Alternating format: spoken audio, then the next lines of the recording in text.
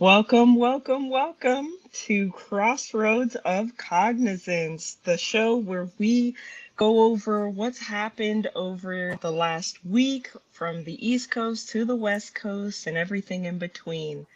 We're here to share with you our insights, the things we've noticed, and hopefully through this communal experience, because we want to hear from you guys too, we'll get a chance to really make a difference in all of our lives just by going over, things that are actually pretty normal that may not be spoken about. And again, in that sharing process. So, with all of that said, I am part of this hosting team. I'm Dahlia Rose. I have a shop out in Woodbridge, Virginia called Crystal Cognizance. And we sell different metaphysical products.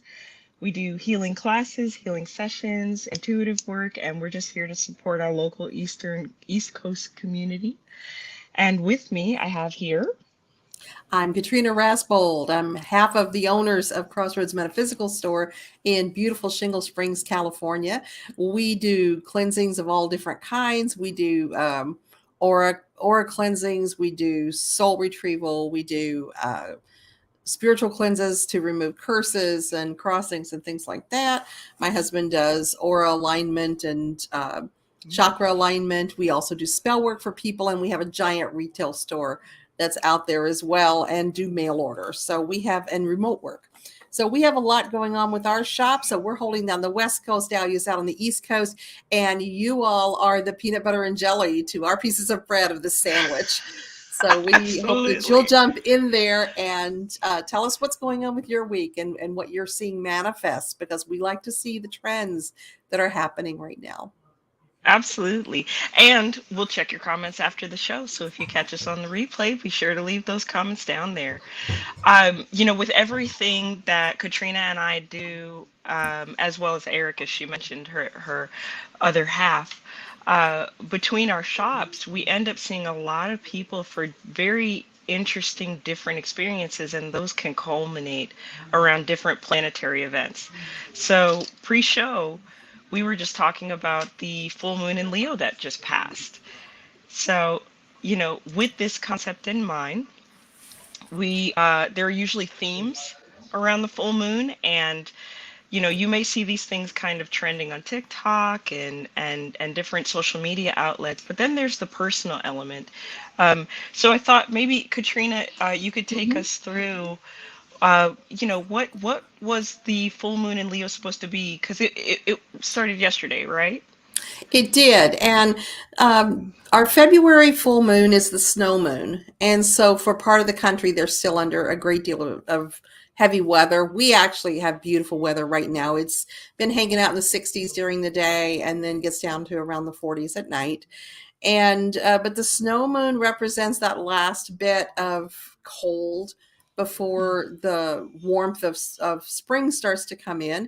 We talked previously about imbulk and how that means in the belly and the things that are beginning under the surface that you can't see. And that's part of how this time of year comes about, is what's percolating under all of that snow, what's under the cold, what's starting to warm up down in the earth. And that's what's going to bring spring about.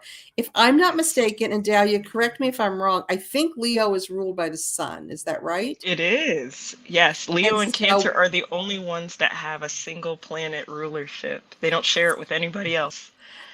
and that's very much a Leo, Yeah. just like the Aries is me first, me first, me first, and they're the first sign of the zodiac. Just like Libra is the only um, sign of the zodiac that is represented by a machine, and they can be Yeah. very cold and calculating sometimes. And what was the other one? There was one that is like Capricorn is the only one that's represented by a warm-blooded animal or something like that. I don't remember. There's Oh, all of these onlys in there, but it's this moon is a little bit of a dichotomy, because we have got, it's about the moon and the fullness of the moon and the richness of the moon, but it's expressing itself in a very flamboyant sign that is ruled by the sun. So in a way, this is an interesting balance. It's like a little mini equinox or solstice, where everything is still for a minute because we've got the moon manifesting in the sun. And so that's Hmm. also a really interesting male female dynamic where both are in Absolutely. power in a different way. So in this case, the male energy, which is the sun, is housing the moon and playing host to the moon and having it stay there. And Leo, of course, is such an in the spotlight. Everybody's looking at me. I gotta be free kind of energy. And I love those Leos. I love the power and energy that they bring to a room and the way that they just light up a room when it walks in. So, in a way, we've had an expression of that here. I don't know if you have had this or not, but on the exact day, actually, it was the day before that the moon went into fullness in Leo, not into the sign, but in its fullness in Leo. Our mask mandate was lifted. Interesting. And we now have masks are required for vaccinated people in places of tight congregation, like schools. And interesting, churches are not included in that, but schools, nursing homes, homeless facilities, and medical facilities all still have to wear masks for everybody. But now California has dropped it so that in businesses, for instance, you no longer have to be masked if you're vaccinated. So that's kind of a coming out in a Leo way, because suddenly you Yeah. see so many more faces Yep. than what you're used to seeing. So it's like everybody's going, "Hey, I'm back." Yeah, there was a bit of what were they calling it? Mask fishing. Because from here down, a lot of people, you know, people were reading into people's eyes, and their Hmm. normal level of attraction for these last 2 years has been different. It And so has, to yeah. see a full face is it's a bit intense these days. If you It's a lot, and we have now. We have to put on makeup on the bottom of half of our faces too. Now we can't we may have gotten used to talking shit about people behind our masks, and now we got to remember that that's right out there. yes, no more So murmuring we are WTF. exposed. That's correct. We're saying it out loud and proud like a Leo now. So What's yeah. what's interesting, I think, about the sign is how driven it can be, right? And if you're a Leo watching this show, I'm sure you know exactly Hmm. what I'm talking about. And then there is this interesting quality of like, that seems unsure. I'm not gonna touch it. Like, I don't know if that's gonna kill me. I'm not going to do it. When those lions roar, they are either Mufasa or Simba, and you Yep. just never know which one you're gonna get. Yep.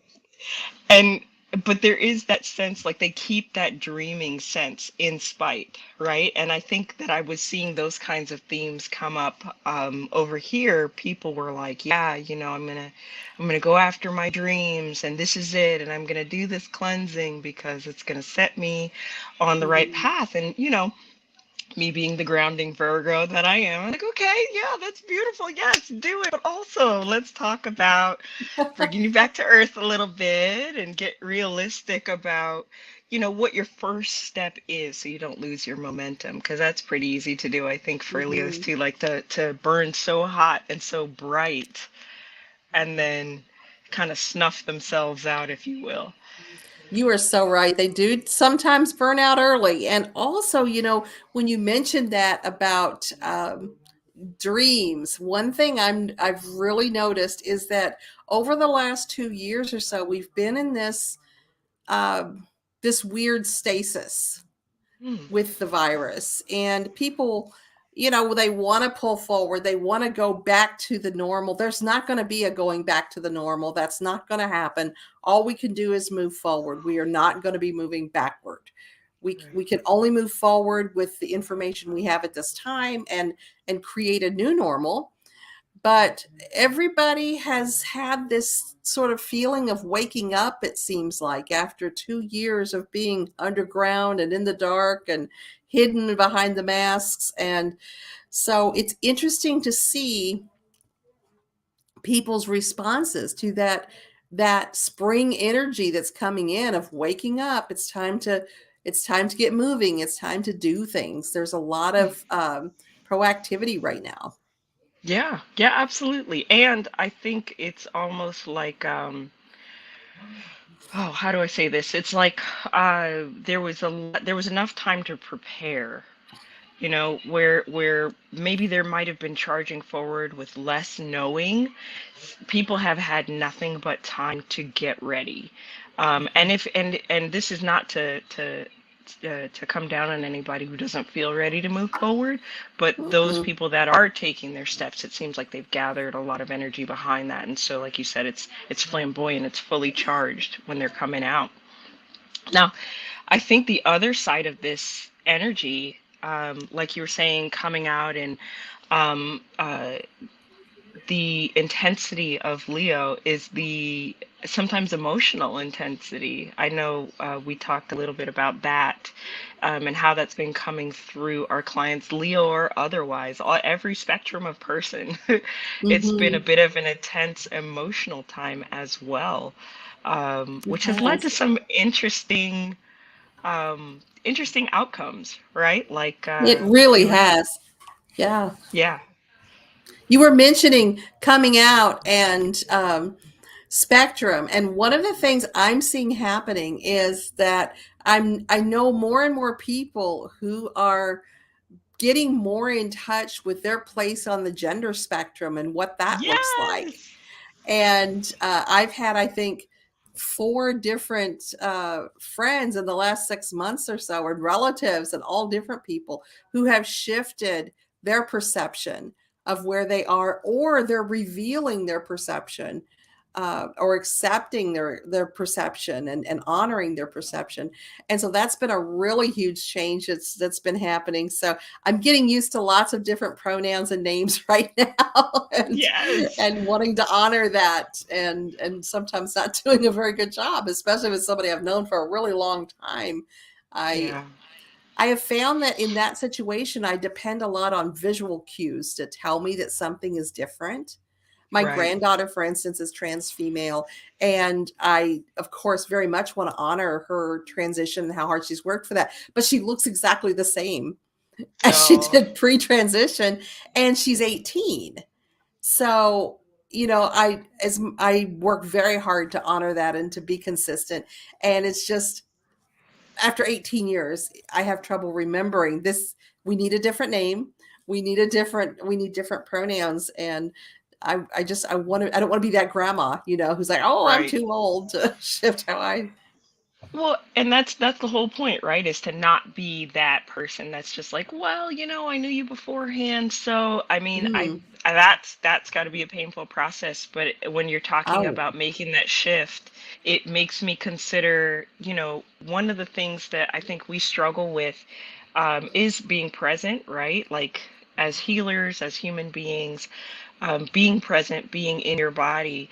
And when you have a family member go through such an amazing experience, my son was telling me about his friends kind of going through some of these things, and he was like, mhm.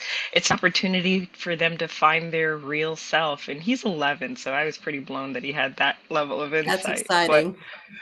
but it does require you to, like, you can no longer sort of show up in a sort of, it's not half-hearted, but it's like a used to kind of sense, right? Like you have to actually, oh wait, I'm here, and I'm here with a whole new Mhm. person. It's like when a baby's first born and you're kind of Oh, getting yeah. used to them. It really is. And my grandson lives just a couple towns away. I mean, we're not at a distance.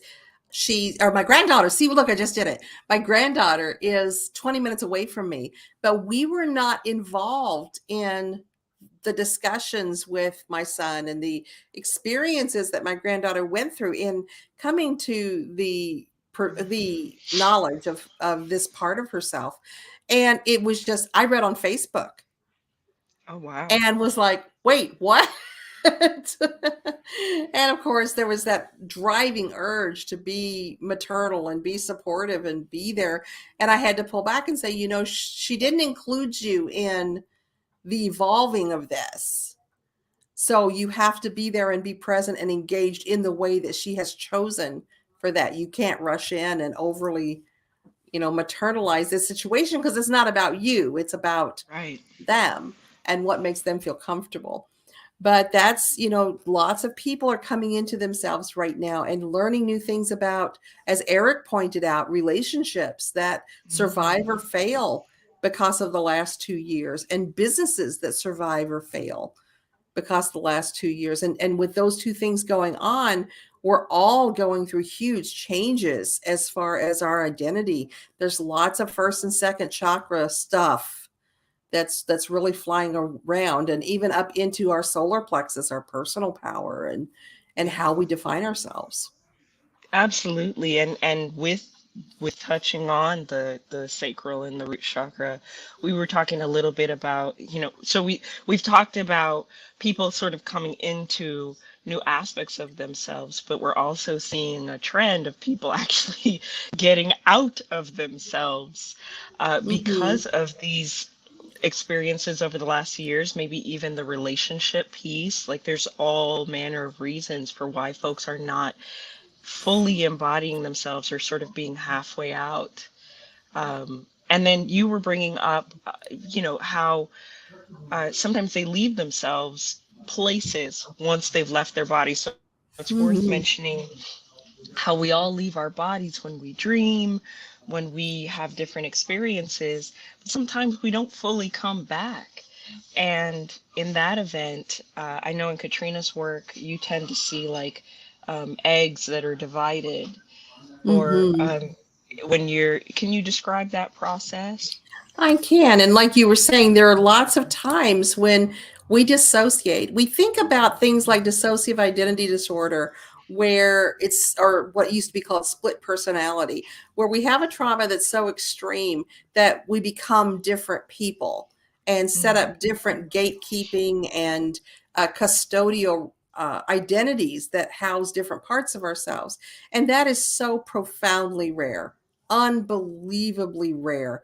And I have lots of clients coming and telling me, "Oh, I have multiple personalities," and um, I don't discount that, because I'm not there to go through the diagnostic experience with them. But the truth is that that is really almost impossibly rare. What is true, however, is that we do separate from ourselves during trauma.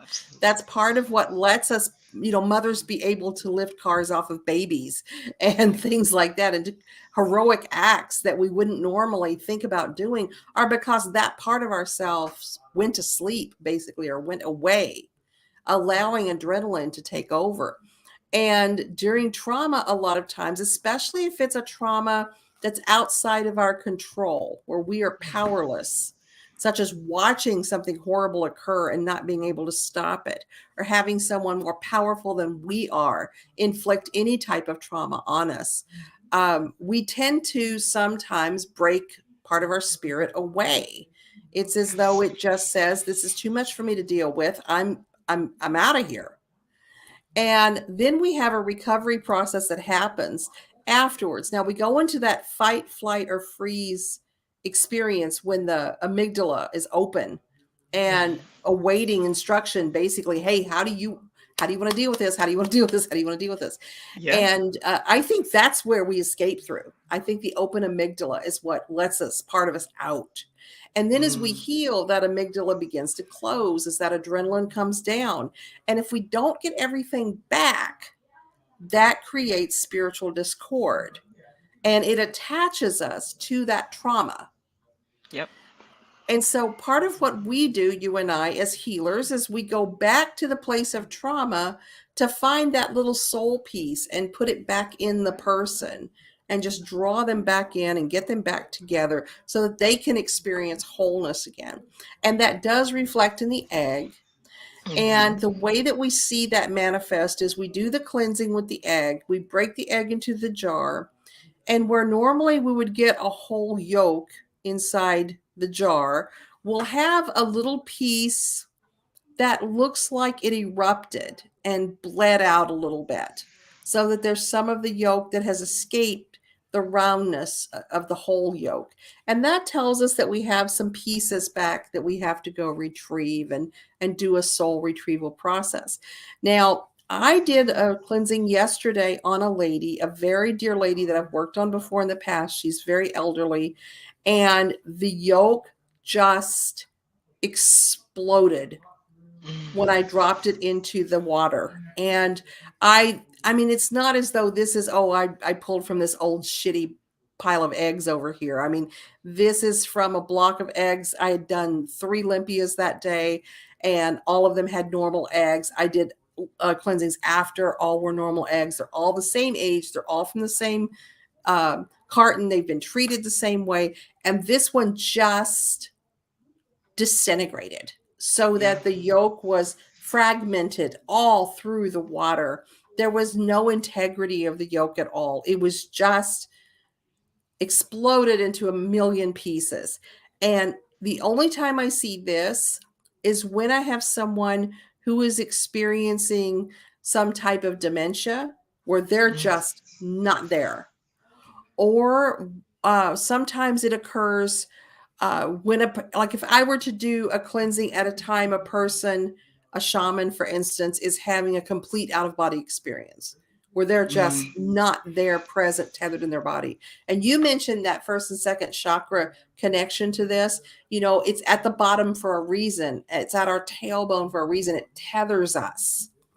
And if we have any sort of imbalance in first and second, we're a little more loosey-goosey. It's easier for us to detach and get out there in the world. So that's what I see. I have done, I mentioned in pre-show that I've done cleansings on dead people before.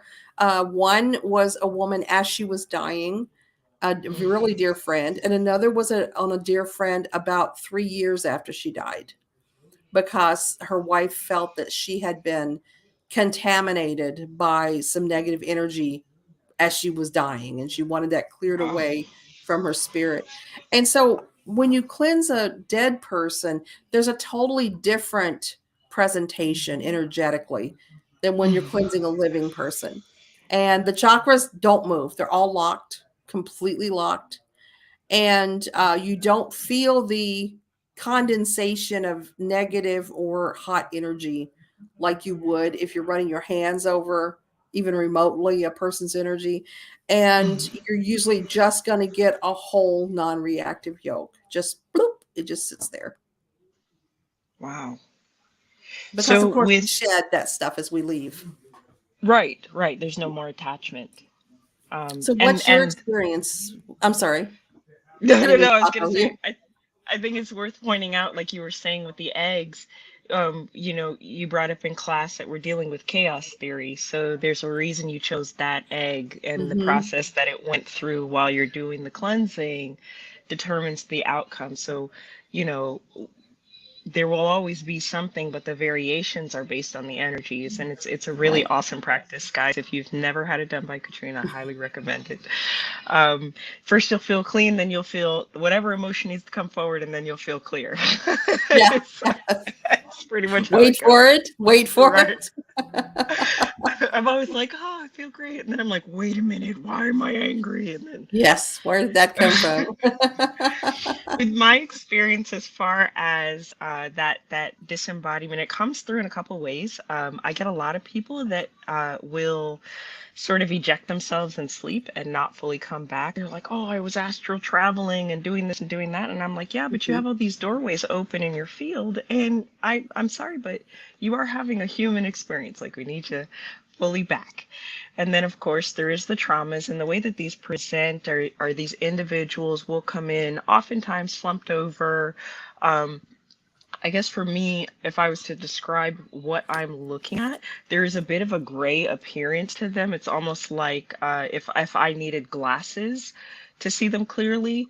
I don't have my glasses on, I guess is the way that I could best describe it if glasses wearers had any idea what I was talking about. And for those that don't, um, you know, there's also a feel to it. It's almost like you're talking to, there's like a hollowness to the conversation. And there's not really a light present in their in their eyes, or if it is, it's not completely there. And speech wise, these individuals will seem distant, they'll be vague, they will, very, very much appropriately be detached. And it's clear in those moments that something is missing. And so, usually for me, there's a process of meditation beforehand where I'm asking if anything's missing, but then, reapproaching it during the session and calling that part back is a process of, um, sometimes we'll do the egg work if it's something that's asked for, but it's more about, setting up a moment and sort of calling forward to those pieces wherever they may be. So oftentimes those pieces return the age that they left, and Yes. they'll come through, and Yep. it's not a forced moment. It's an opportunity to say, hey, are you ready to trust this person to take care of you yet again? And then having the client after a session go through a forgiveness ritual, or a reframing of their trauma. So, if it is in dream work, I'm making recommendations like, baths and grounding and things like that before bed, and not very directly not engaging in leaving your body. Like, you do that. Now it's time to practice not doing that, at least for a couple of weeks, if not a couple of days. And then the reframing piece is a beautiful opportunity where they get to be the adult that they needed in the moment, or, and not to gloss over what happened. It's an opportunity to connect with what happened, and, like I said, reframe, to revisualize. A lot of times I think we replay scenarios where, like, man, if I would have, and the ritual is an opportunity to do that. So, the presentation is collectively stated as like an offness, right? Mm-hmm. And I love being taught the egg work by you, Katrina, because there's a whole nother layer of what I can only describe as diagnostic work, with that, with Mm-hmm. the caveat that we aren't medical professionals. And then all of the work that it takes to get back into the body, being supported by energy work. I'm remembering in this moment another thing that can push people out of their bodies that they don't realize, that came up twice this week, is car accidents. Oh, Um, absolutely. yeah, so if you've ever been in a wreck and you've had that jerking forward, or even a near death experience of some kind with it, you likely are sort of, those people present like this energetically, but they'll be standing here, once they're on the table or standing in front of me. So there's all manner of possibility with this out of body experience. And then I think that, people in their processing of their trauma, it feels better to not be in their body and to not be connected. And that's why they stay out. Because, this represents maybe pain or rejection. And so those were a lot of the themes, that were coming up on the East Coast, at least at my shop, was Mm-hmm. these out of body persons. And it's interesting because the I think the Leo moon asks you to regain that sense of passion in yourself, to get back into Mm-hmm. yourself. So it might have been a struggle for people in that way. I agree. Being in the, and it's saying, be in the spotlight, come back and Yeah. be present and be here. And what you were describing is so accurate, that flat affect when they come in, they're just a non-responsive. They're talking, but they're not really engaged. They're not Hmm. really present for you. I always have some cues that I look for, little check marks that tell me to be concerned. And that's when people refer to their body as a meat suit, or they talk about, how they're really just this astral being and they really hate being here. I'm like, yeah, all right, look for the trauma. Where was it? Yep. And they have dissociated when that's going on. And you're exactly right that it's a matter of, it's too painful to be here in this body and deal with what happened to me so that I can have a full and enriching human experience. And I love how part of your healing process is that you always bring people back to the idea of, hey, you might be this astral warlord or divine star goddess, but you are living a human experience right now. Yeah. You need to be human. So get your ass back in the body. I have a few people, I would say probably 3 or 4 in my client base that I would say are addicted to astral interaction. Mm-hmm. And they don't shield appropriately. They get what I Oh. would think of as astral STDs. They get out there and they pick up all kinds of mess from engaging with everything out there. They will sometimes be having romantic liaisons with disincarnates, and that's just not good for anybody. Yeah, that's a Um, dicey game. and it's another way of distancing from real relationships with people. Yeah. And it's much more dangerous than real relationships with people. And so I have to keep cleaning them up, and telling them, keep yourself off the astral. Like you were saying, take a break. Don't be doing that for a week or 2 weeks or a month, so that your spirit has time to fully integrate. So that, and because you'll start to lose track of who you are when you're Absolutely. out there too much. You can't even define yourself. So those lower chakras get more and more fragile as you're Yes. doing this. And it gets harder and harder for us to put those people back together again. And, I believe that a person can die from that, that if you're not there enough. And you mentioned car accidents, definitely so. Sexual abuse, almost always, I would Yeah. say pretty close to 100% of the time. Emotional abuse, gaslighting, being in an abusive relationship that you know that you can't leave, even if, your parents, whoever it might be. Um, Other things would be witnessing the death of a loved one, even if it's I Mm. wouldn't say easy death, but a peaceful death. If you're Right. spending time in hospice with somebody, you tend to go between the worlds with them as they're going. And I'm not Yeah, saying that's people that should die roller alone. coaster. Yeah, they shouldn't die alone. It's not that you shouldn't be there, but it's that you need to do self-care after and Absolutely. reintegrate yourself. So, that self-care piece is huge, and it can come in so many different forms. I know for me, and some of the recommendations I was making for others with the Leo moon was to dance. I had this great embodiment practitioner and occupational therapist talk about movement in the class that I took with her, and I'm sorry, them. I apologize, them.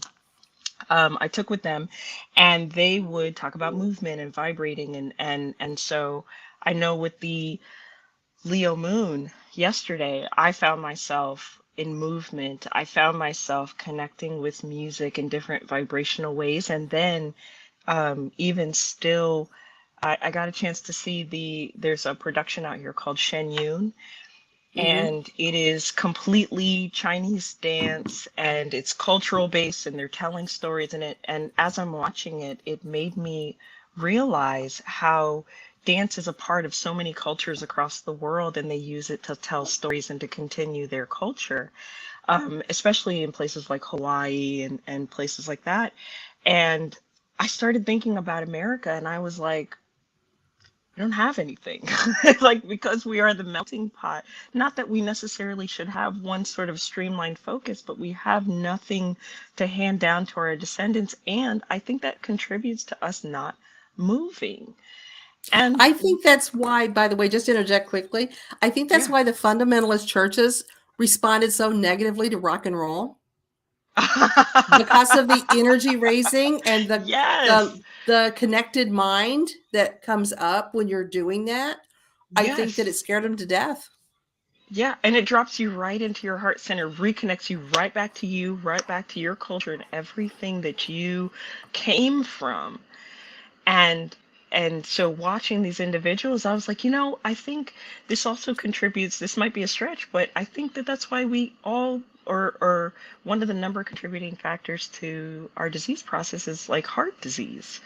because we Mm, aren't moving, we aren't attached to that part, and this goes right back to that detachment is part of the disembodiment process as well. And to your point, yes, I think we can die from that too. But what I tend to see is injury more often hmm. and atrophy. So when I look at a person who's limping because they had an old injury that was didn't set right, didn't heal right, it presents itself to me as the body forgot how to talk to that piece. And so now that the conversation stopped, it's almost like it's not there. It's like a something to prop you up. Hmm. And I think that we're seeing this with COVID long haulers symptoms as well. I think, and I'm not a doctor, again, I'm going to say that 1,000 times, but it's presenting to me like these individuals that have the long hauler symptoms, their brain, due to whatever impact the virus has forgotten, how to breathe properly, has Hmm. forgotten that, certain controls and aspects, it's forgotten how to re-energize itself for those suffering from long haulers fatigue.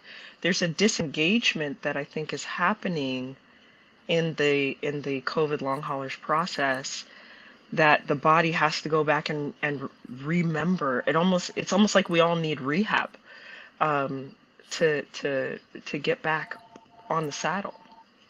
Well, and think about too the way that it closes us off to the outside world. We're going to take away the sense of smell. We're going to take away the sense of taste.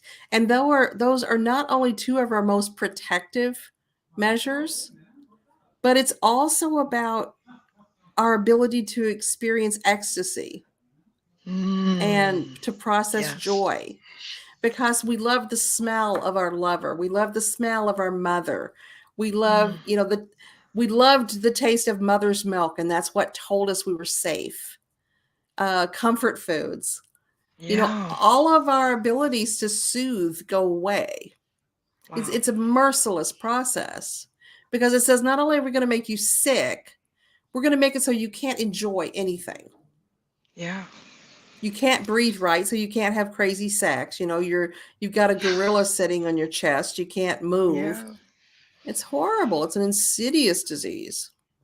Now, this isn't something that, I'm not here to be a bright sider to say, once you get back in your body, it all comes back. But I think it's worth a try. I Mm-hmm. think it's worth a second glance, that being in your body process through, um, I've had people, health dependent, of course, use salt, like just a little pinch on the Mm-hmm. end of the tongue or under the tongue. Of course, standing outside, standing in the woods, dancing, Mm-hmm. like I said, or just listening to music. I now have a playlist in my Spotify called Hype, because some days are shit, and you want to do more and be more, but it's gonna take a little bit of a kick in the pants, right? So,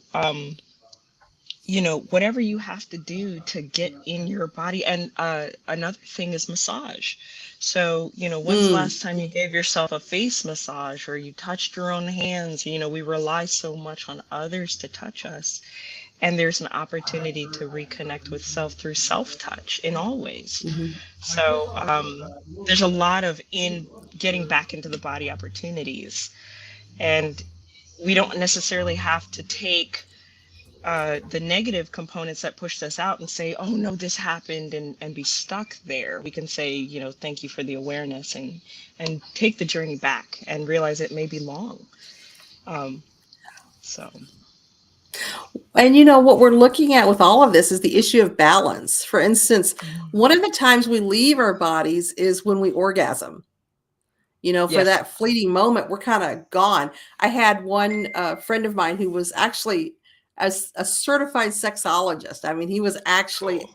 had detailed studied, and not he didn't just tell me that he actually had documentation. He was the real.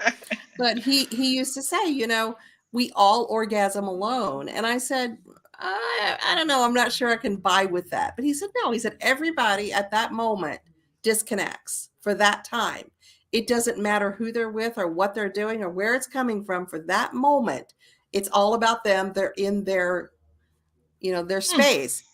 And he told me that probably 30 years ago. And I've still been processing that idea because sexuality is one of the ways we really get fully into our bodies. Right. And yeah, so I think there really is a balance there because the people that I see who are really hypersexually focused, who are to the point that it creates a problem with their quality of life and Mhm. relationships, tend to have the same energy as those people who are not in their bodies. And they tend to have Mm. the same energy as people who are addicted to different medications. So that I'm not having my high right now, so I can't be here. And so I really think balance is so important. And because of COVID, we have just been in this cocoon of nothing. And a lot of us have disassociated. So we got to balance back and get back into our feels again. Absolutely. And very much highlighting that Katrina was talking about hyper, right? Like Right. a person who loves sex and is in their body is a very powerful force. And it Absolutely. sounds like that was the idea behind your friend who was the Yes. sexologist. Right. Is that was essentially his dig. That was his jam. Um, so that Now, I'm not can be talking a about grounding healthy force. sexuality. No, that well, but that's like a spectrum for a person too, right? Like culture will Mhm. come in very quickly and tell you like, oh, you're all these things because you like it, and it's like, Mm, well, we're supposed to like it. yeah, that's how we get a species going here. Right. Hey, we got this for Yeah. a reason. Now during this whole out of body experience, and even as we were talking about um, the individual that you were working on who had a disintegrated egg, Mhm. there are some other things that can happen, like you were mentioning with the spiritual STDs. And I thought we could have a conversation about trickster energies and attachments, because those things tend to come in when we're dealing with disembodied experiences. You know, like if a person is out of their body, there's space for something to come in, even if it's Yes. just a little space. So, Mhm. what's been your experience with discarnate energies, dead relatives, not letting Mm. go, trickster energies? What have you seen out there? All of that. All of that. You know, from the simplest level, there are energies out there that are not, they're barely sentient and they thrive on human energy. Mhm. So they can be in us kind of like a parasite. And those are technically entities. And so it's like a little tick that sits in your body and it eats your joy, your happiness, your anger, any sort of extreme energy feeds it. And so it just kind of collects all of this and it gets hungry and thirsty for more and more and more. So it can sometimes create situations because it's easier to make people angry than it is to make people happy. Oh And it's yeah. easier to make people sad than it is to make people happy. So it's particularly attracted to those who are depressed or who are in a state of real, true joy, or who are really angry about something. And so they'll kind of jump in and they'll make themselves at home and they'll just be at the buffet, man. They're just getting fat, dumb, and happy. And then you get to that flat affect place that we talked about, where you don't have responses anymore. You don't feel joy. You don't even have the energy to get angry. You just are flatlined. You have these where you used to have responses that were like this, you're now having responses that are like this. And when you get flatlined, of course, you're almost gone. So what'll happen is you'll be in the store shopping and you're saying something like, I don't even know why I'm buying this food. I don't even want to eat. Nothing tastes good anymore. And somebody walks past you and you start to feel better. You think it's like you came back. And suddenly you start to think, wow, I actually am feeling a little bit better. I think I could eat some soup. That would be really good. Meanwhile, the person who just walked past you has this heavy feeling come over them, and they're feeling like, wow, I must be picking up a bug or something.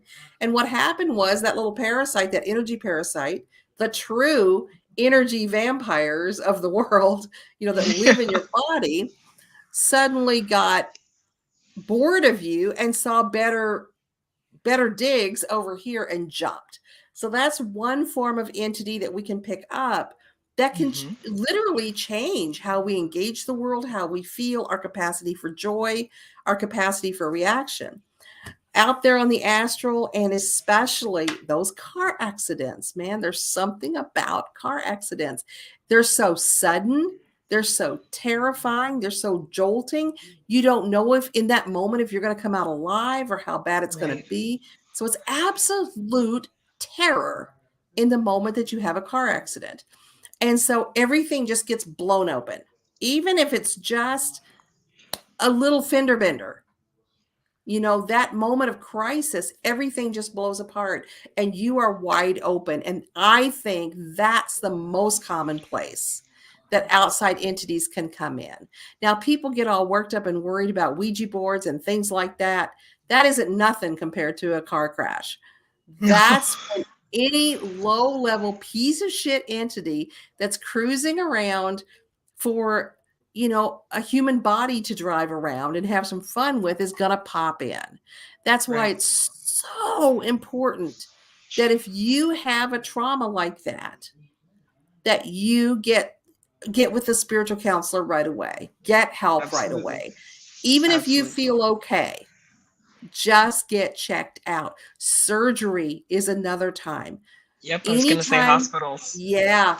Hospitals are weird places, man. It's like the thoroughfare of souls in there. Yeah. And from years and years and years and years and years gone by. And especially times where you are physically having surgery so that your body, especially your abdomen or your chest or your head, is being cut open. It does create a portal. You can't sterilize enough for that shit. It's gonna No. come through. So after you have surgery, get checked out. There's also a natural feeling of violation that comes with even the most comfortable of surgery. There's Hmm. something inside of you that screams out, don't take that. I need that. Get out of there. You don't belong in here. There's another person in my body. You're Right. also at risk because you don't know what kind of day that surgeon had the day before or that morning. And Yep. they're as far up in your business as anybody's ever going to be. So, situations such as these can absolutely invite other entities and other energies into you. And I'm not saying be afraid of those things, I'm saying get cleaned up after. Because Right. that's something I can handle. That's something Dahlia can handle. A lot of times, that's something an uncrossing bath and candle can handle. But take care of yourself.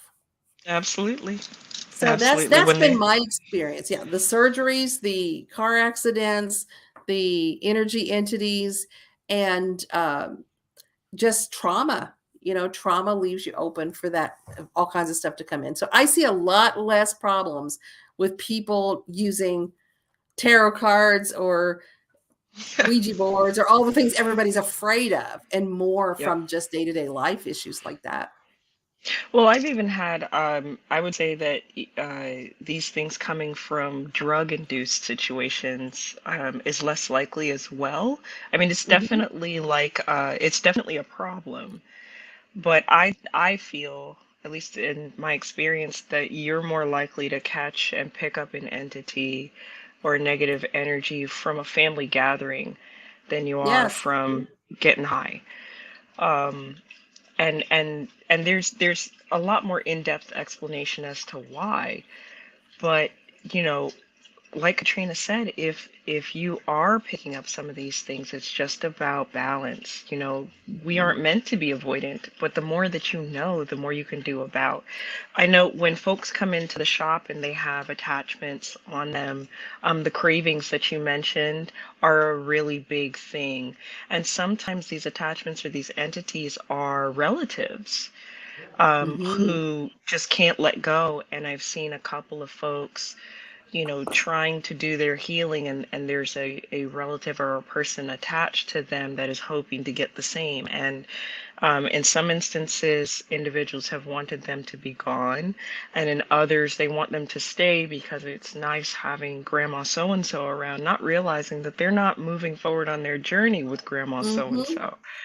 You Mm-hmm. know, neither energy is being helped out. In those circumstances, you guys are both draining each other, except the dead have less to worry about. And so, Mm-hmm. um, there is sort of those discarnate energies. There are parasites and things like that. And then there are full blown trickster energies where Yes. they present themselves as divine beings, or they present themselves as, um, your support system. And then all of a sudden down the road, you have to pay the piper. And Mm-hmm. one of the things I get often asked as people are getting into the spiritual realm is, how do you tell the difference? And there's some pretty simple things. I mean, my shamanic teachers taught me to send love, and if the energy is repulsed by that, then you're dealing with a trickster spirit or something that is negative.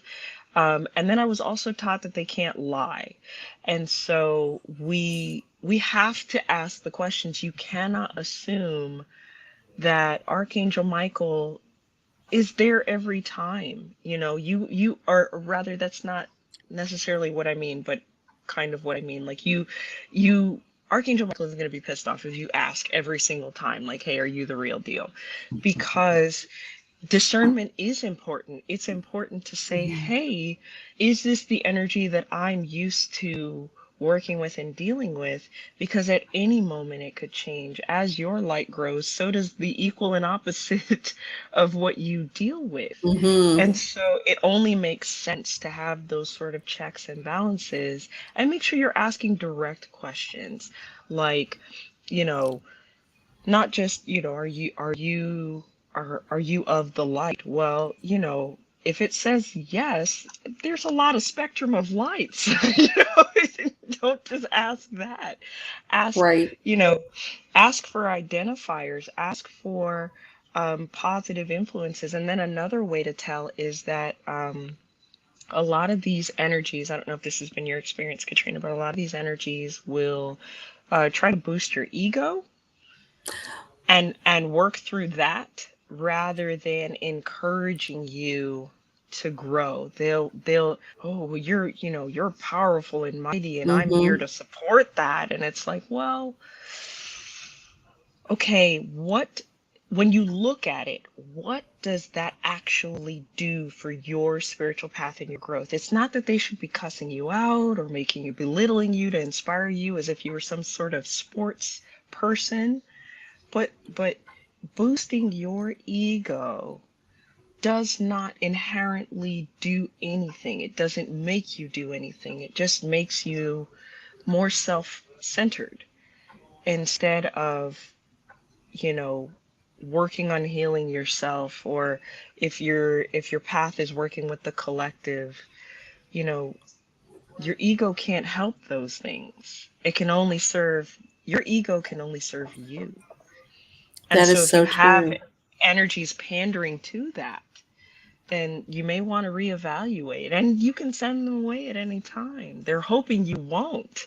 They're hoping that you don't realize your power to be able to do that. And so, Mm-hmm. yes, do the baths, do the saves, do the cleansings, but also ask and be very adamant. Your energy field is yours, and it's yours to share or not. And my mentors were always very adamant that we don't share our energy. Um, so, but Mm-hmm. different Mine people have too. different philosophies on that. Yeah. And you have to, it is, I hate to bring up this term again, but it is like vampires. You have to invite something into your energy field unless you are so traumatized that the doors are just blown open. And Yeah, that's when and it's that just does a free happen. for all. And that's when you've got to be careful. And I like that you mentioned drugs because, for instance, there was a time, I won't say exactly when, but it was decades ago, that my husband was trying LSD. and he really wanted the mind altering expansion experience of it. And he was very harmless when he was on it. He had a good trip. It was a positive for him.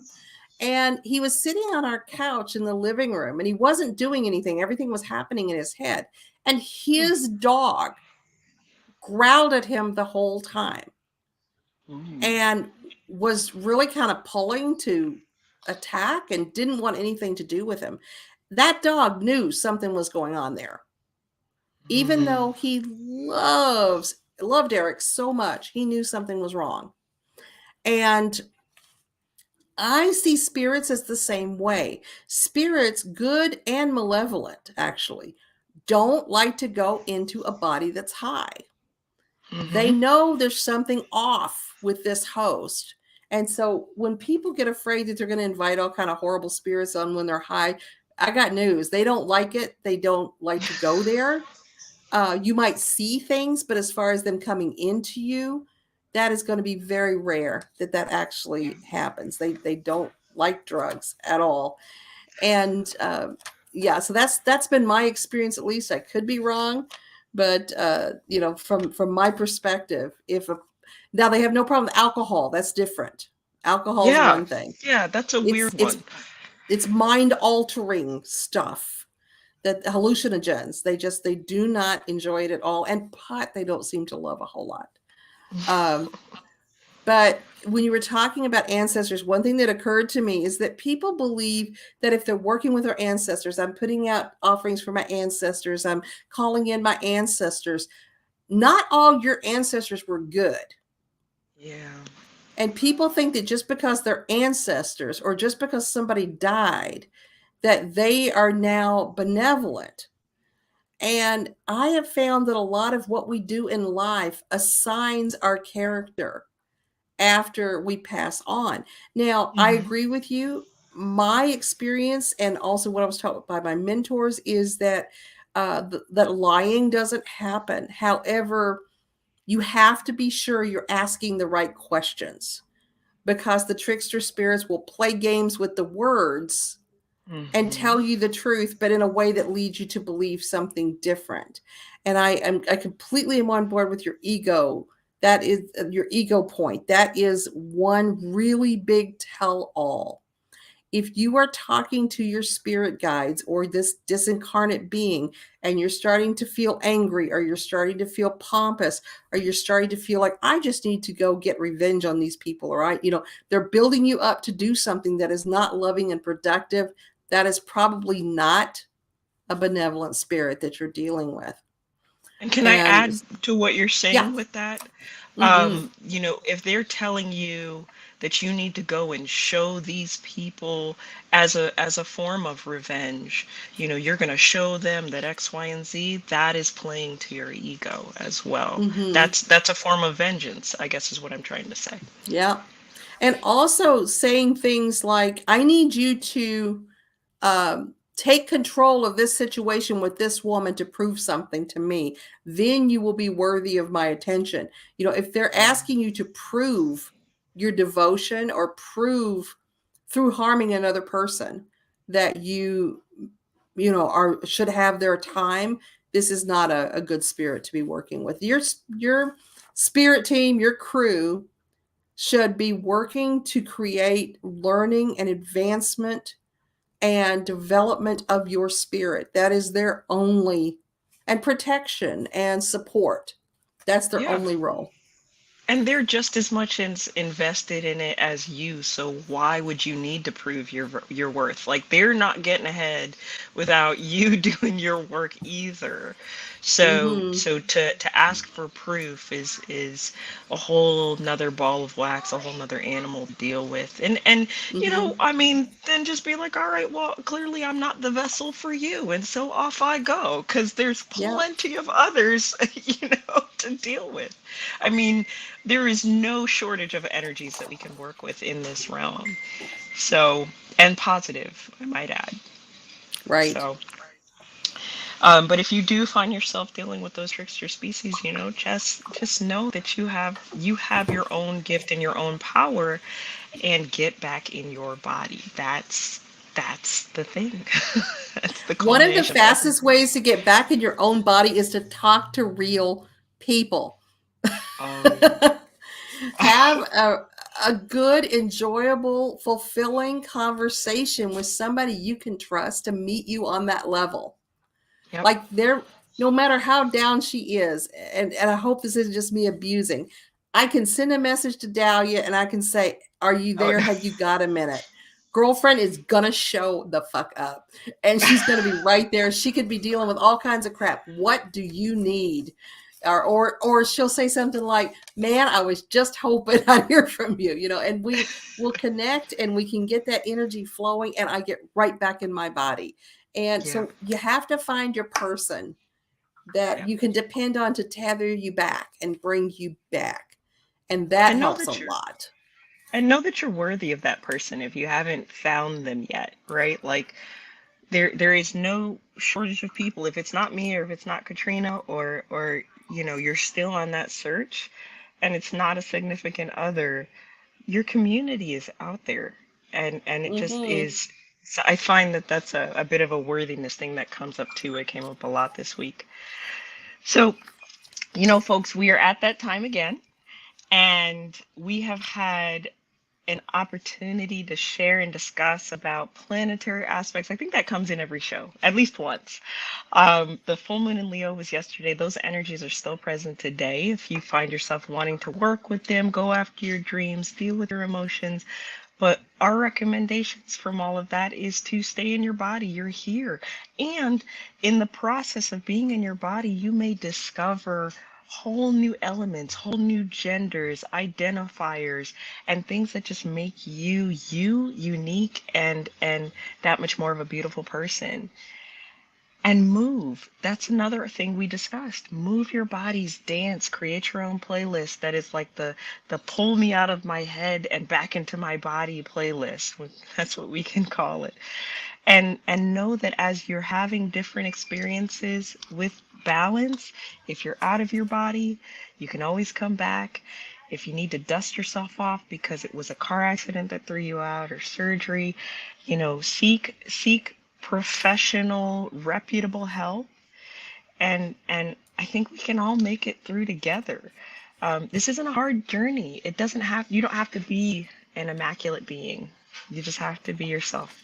And ultimately, again, back in your body.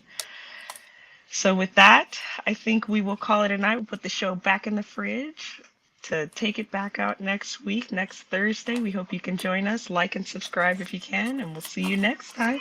See you Bye, next time. everyone. Bye.